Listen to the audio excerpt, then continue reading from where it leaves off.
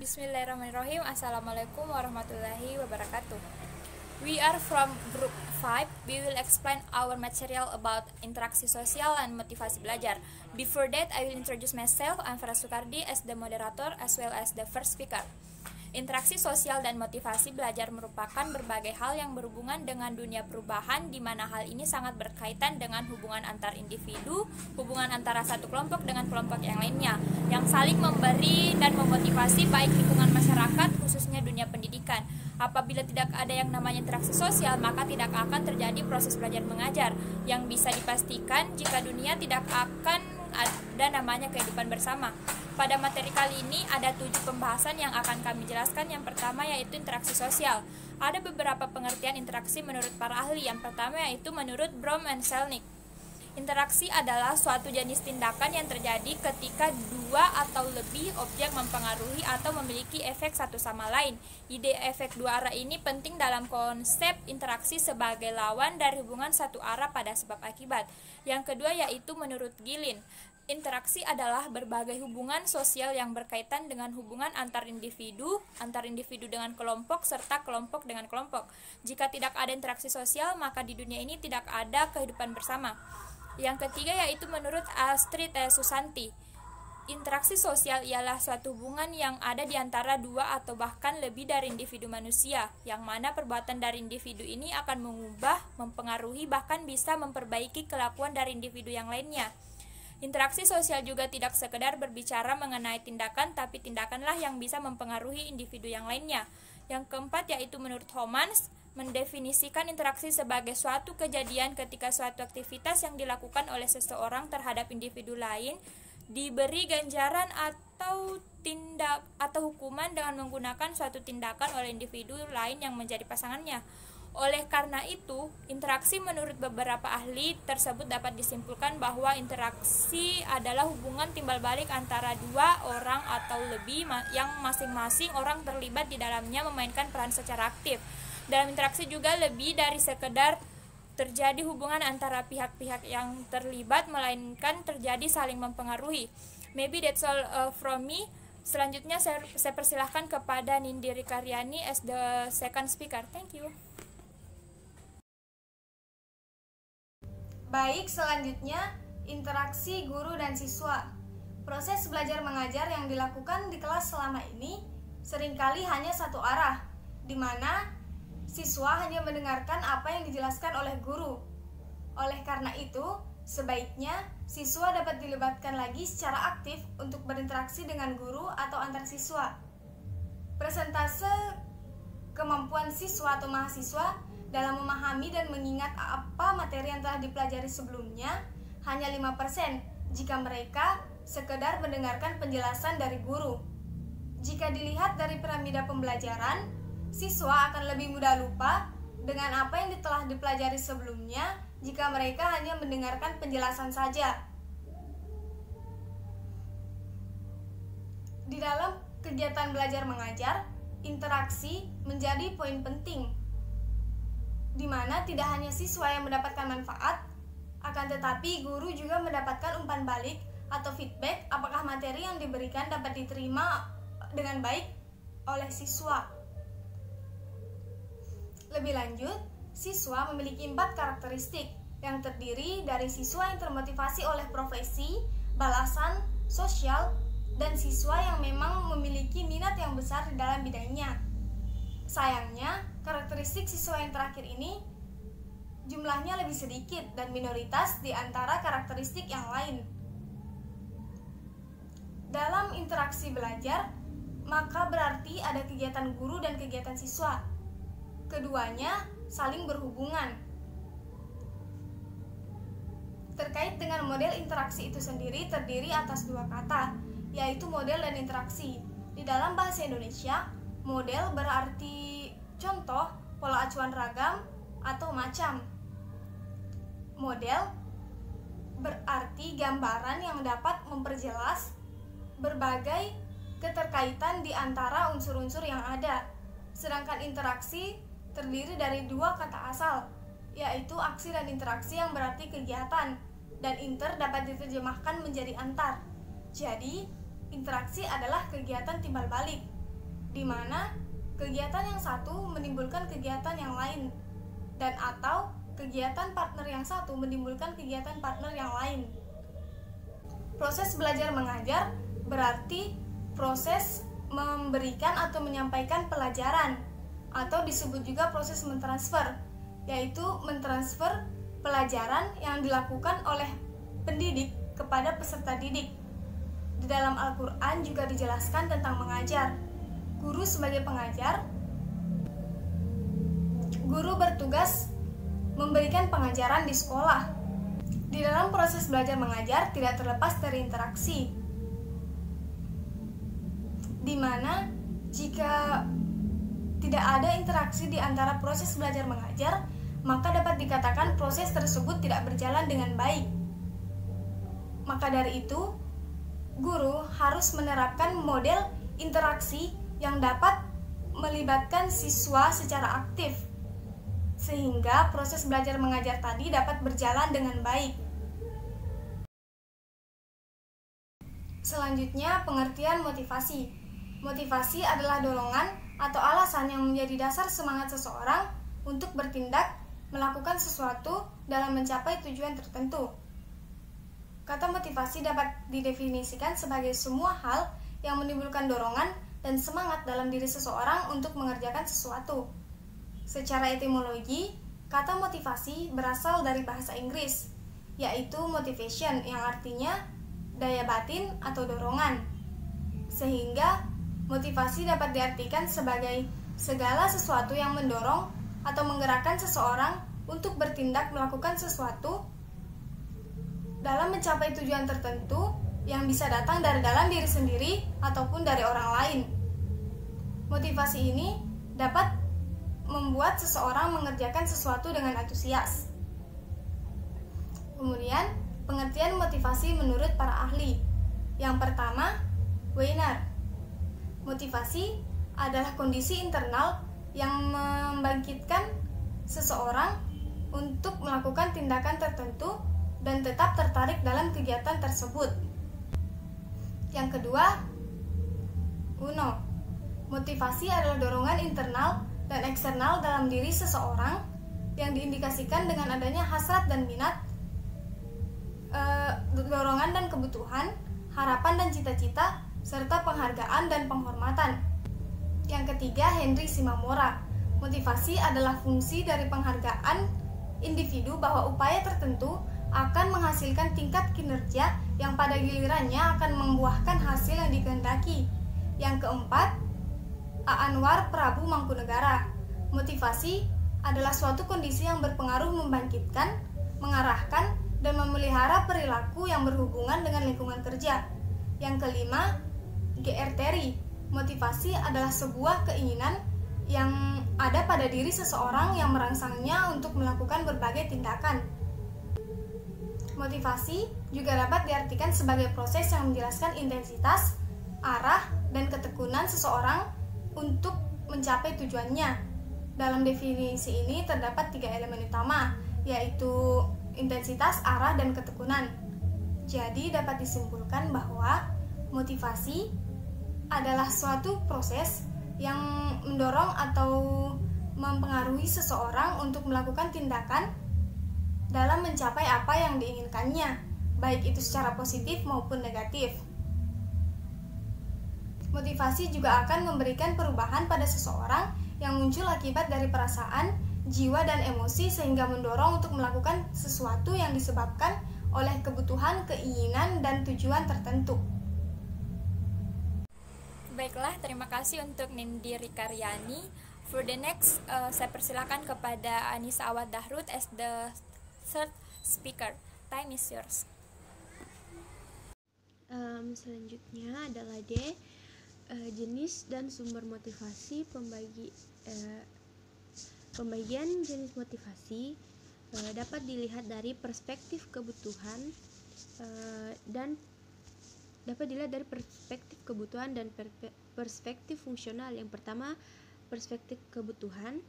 Pada dasarnya kebutuhan manusia itu bertingkat-tingkat dan individu akan puas bila dapat memenuhi kebutuhan pada taraf tertentu. Sebelum taraf kebutuhan tersebut dipenuhi. Ada beberapa kebutuhan manusia, yaitu yang pertama adalah kebutuhan fisiologis, yaitu kebutuhan dasar yang harus dipenuhi sebelum kebutuhan lainnya terpenuhi, seperti kebutuhan untuk istirahat, makan dan minum. Lalu jenis kebutuhan keamanan atau security, yaitu kebutuhan akan rasa terlindungi serta terbebas dari rasa takut dan kecemasan. Lalu yang ketiga ialah kebutuhan sosial, yaitu kebutuhan kasih sayang seperti perasaan untuk dihargai dan dihormati oleh orang lain. Lalu kebutuhan dirinya sendiri, yaitu kebutuhan ini terkait dengan pengembangan bakat dan minat yang dimiliki manusia baik dalam bidang pengetahuan, sosial dan lain-lainnya. Yang kedua, perspektif fungsional. Ini membagi jenis motivasi berdasarkan dari konsep motivasi sebagai penggerak, harapan, dan intensif. Jenis motivasi yang didasarkan sebagai penggerak adalah motivasi yang dapat memberikan tenaga kegiatan tertentu. Artinya, kegiatan ini hanya dapat terjadi bila faktor pendorong untuk menggerakkan seluruh energi yang ada.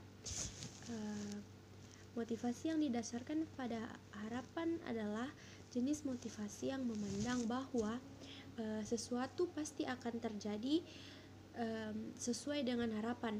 Oleh sebab itu, jenis motivasi ini dapat timbul karena adanya harapan yang dapat memuaskan kebutuhannya.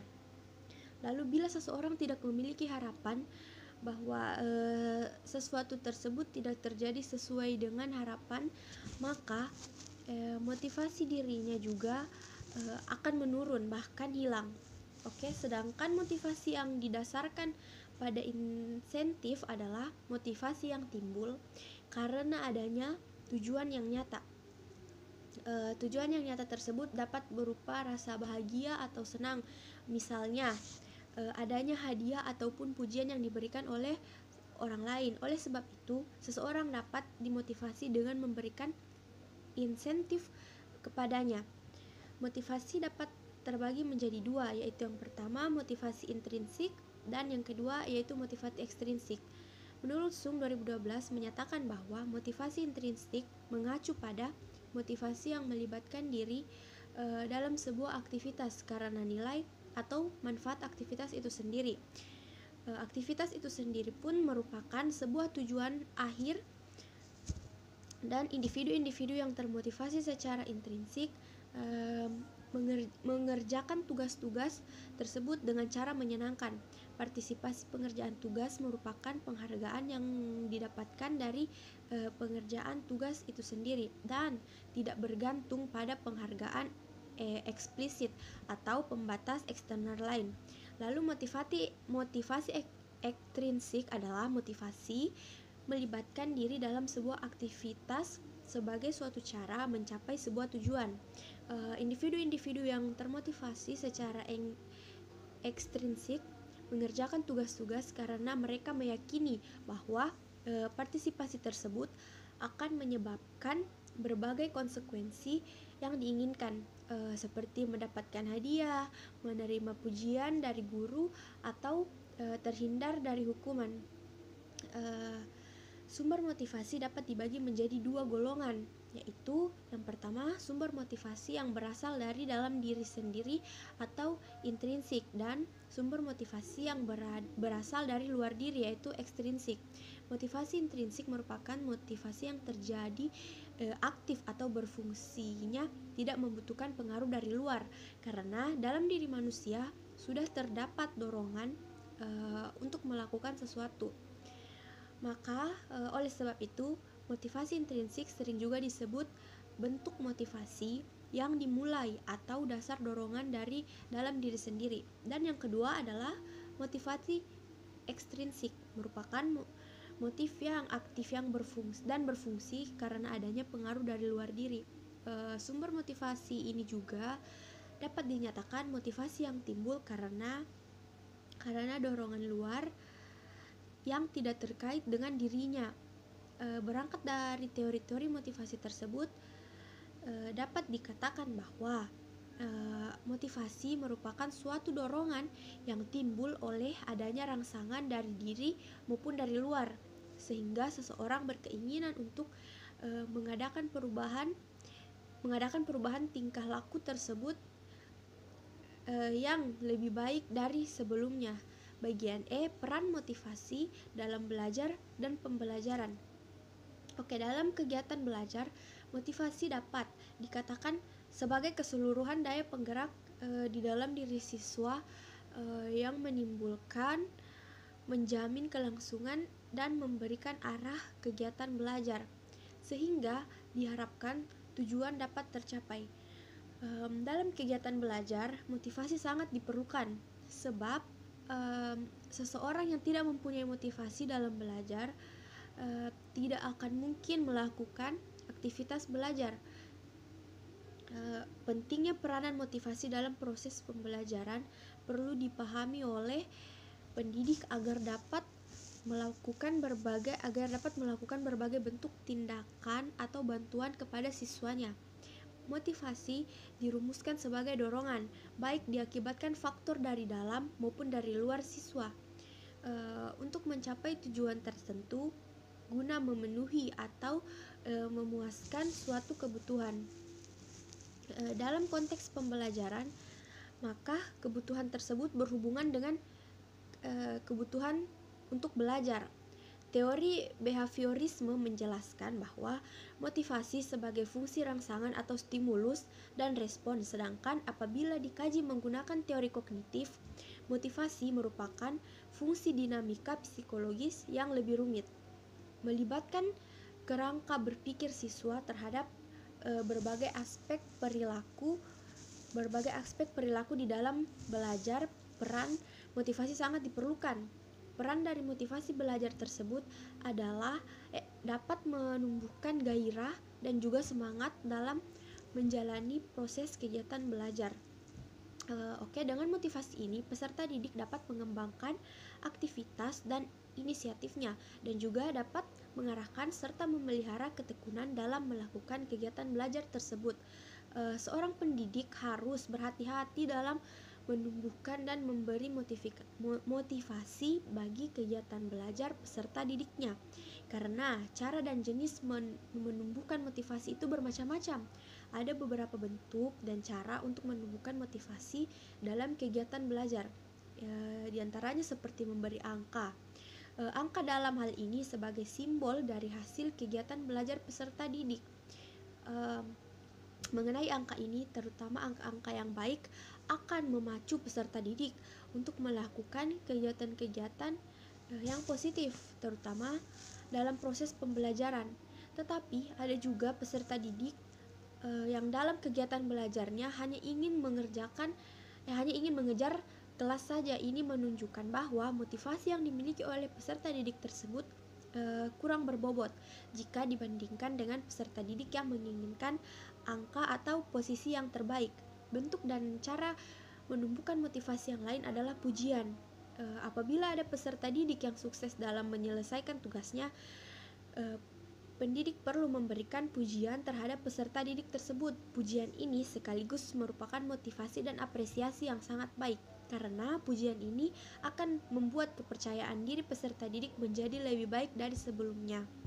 Oleh karena itu, agar pujian ini menjadi sebuah motivasi, pemberiannya pun tidak sembarangan, sehingga nantinya pujian ini menjadi sebuah motivasi yang baik bagi peserta didiknya, dan juga dapat memberikan suasana yang menyenangkan, dan yang terpenting membangkitkan gairah belajar peserta didik tersebut. Terima kasih juga kepada Anissa Awad Dahrut. Selanjutnya saya persilahkan kepada Muhammad Nurul Fadliansyah sebagai pembicara terakhir. Waktu dan tempat saya persilahkan.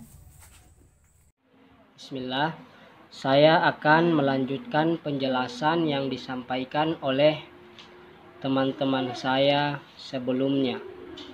Materi yang akan saya sampaikan adalah unsur-unsur yang mempengaruhi motivasi belajar. Unsur-unsur yang mempengaruhi motivasi belajar ada 5. Yang pertama adalah cita-cita atau aspirasi siswa. Motivasi belajar pada anak telah nampak keinginan pada saat mereka kecil. Keinginan mereka inilah yang memudahkan kita untuk dapat memotivasi mereka. Misal, ketika mereka ingin menjadi guru, sangat mudah untuk memotivasi mereka untuk belajar karena seorang guru diperlukan banyak ilmu pengetahuan agar kelak mereka dapat menginformasikan atau mengajarkan ilmu-ilmu yang mereka miliki kepada murid-muridnya nanti. Sehingga dengan cara itu kita dapat memotivasi mereka dan mereka pun dapat termotivasi oleh dirinya sendiri. Yang kedua adalah kemampuan siswa. Kemampuan siswa, keinginan siswa perlu dibarengi dengan kemampuan siswa untuk dapat menunjang keinginan-keinginannya.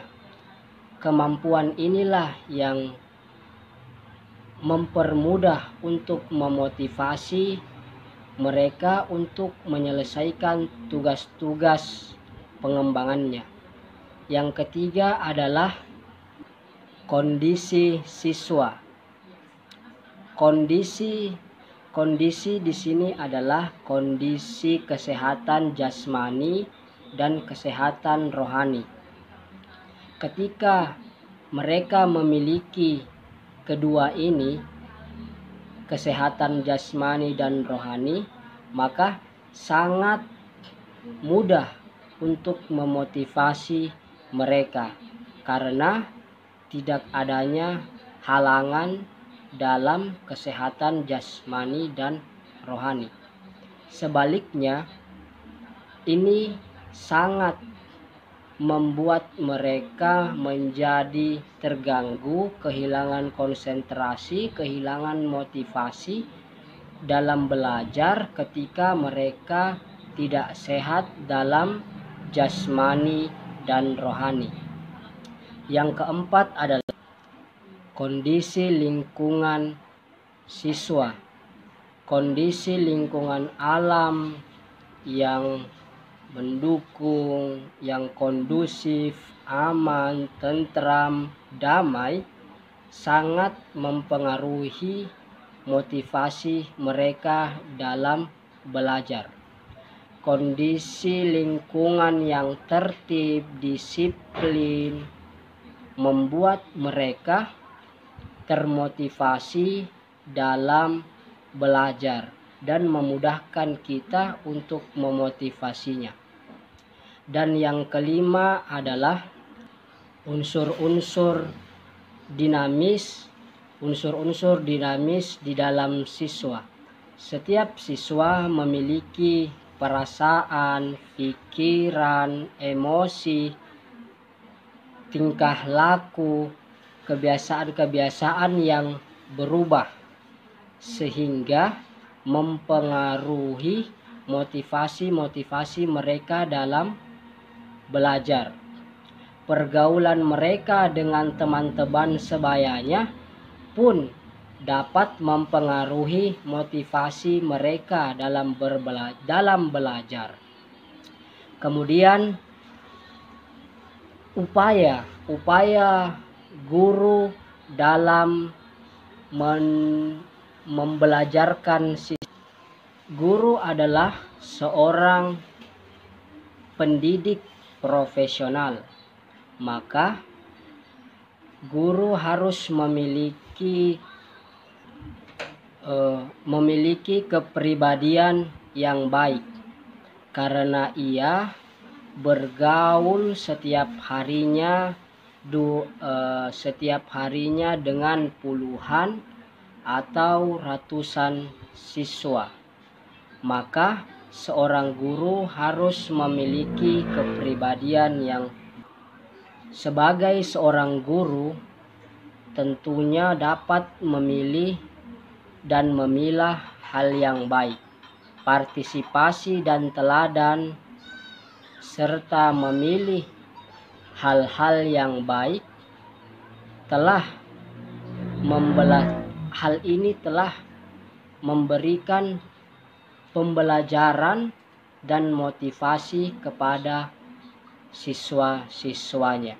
Dalam hal ini, guru diharapkan mampu mengendalikan kelas yang dipimpinnya. Ada dua hal yang perlu diperhatikan oleh seorang guru. Yang pertama adalah kedisiplinan guru, dan yang kedua adalah kepribadian guru. Kedisiplinan seorang guru sangat mempengaruhi dalam pendidikan bagi siswa-siswanya. Murid-murid akan lebih menghormati, menghargai, segan, sayang kepada guru-gurunya ketika mereka memiliki kepribadian disiplin. Ada tiga hal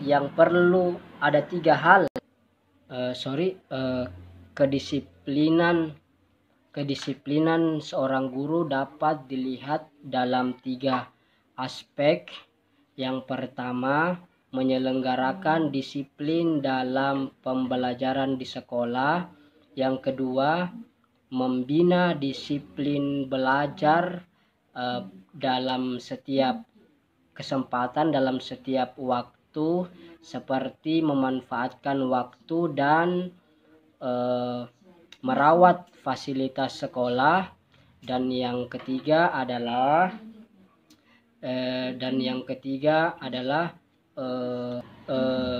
mematuhi tata tertib sekolah. Sehingga dengan adanya perilaku-perilaku disiplin guru tersebut dapat mempengaruhi dan memotivasi dan membelajarkan siswa-siswanya. Dan yang kedua adalah kepribadian seorang guru.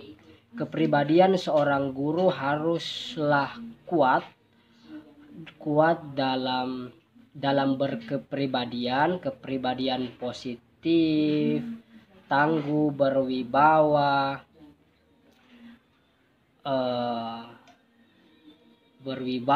dan yang lainnya, sehingga dapat memberikan motivasi